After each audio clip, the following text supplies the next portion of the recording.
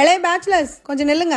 ரீசெண்டா உங்களை நான் சரியா கவனிச்சுக்கலன்னு ஒரே கம்ப்ளைண்ட் கமெண்ட்ஸ்ல. அதான் ஓடியாந்த இதை விட ஈஸி சைட் டிஷ் உங்க இட்லி தோசை சப்பாத்திக்கு நீங்க செய்யவே முடியாது. எக்ஸாக்டா 10 நிமிஷத்துல செஞ்சலாம்னா பாருங்களேன். ஆனா இதை ஒரு முறை செஞ்சு சாப்பிட்டுட்டீங்கன்னா அக்கா மேல இருக்க காண்டெல்லாம் போகி தம்பி தங்கச்சிங்களுக்கு திருப்பி பாசம் வந்துடும். செய்யலாமா?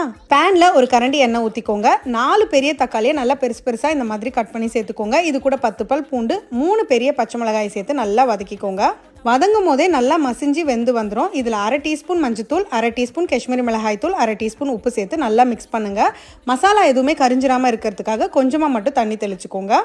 தண்ணி கொஞ்சம் இருக்கும் போதே நீங்கள் மசிச்சு விட்டுக்கோங்க. மசிச்சு விடும்போது கொஞ்சமாக ஃப்ரெஷ்ஷாக கொத்தமல்லி சேர்த்திங்கன்னா இன்னும் வாசனையாக இருக்கும். அவ்வளோதான், ரெசிபி ஓவர். இதுக்கு தாளிப்புலாம் தேவையில்லை. இட்லி, தோசை, சப்பாத்தி, சாதம் எல்லாத்துக்குமே நல்லாயிருக்கும். இது கூட 1 டீஸ்பூன் நெய்யோ இல்லை நல்ல நெய்யோ ஊற்றி சாப்பிட்டிங்கன்னா செமையாக இருக்கும். நான் இன்னைக்கு நல்லா சுட சுட ஃபுல்கா பண்ணிவிட்டு மேலே நெய் தடவிட்டு கொஞ்சமாக இந்த தொக்கு கொஞ்சம் வெங்காயம் வச்சு சாப்பிட்டேன். சூப்பராக இருக்கும். வெங்காயம் கண்டிப்பாக போட்டு சாப்பிடுங்க, ரொம்ப டேஸ்டி.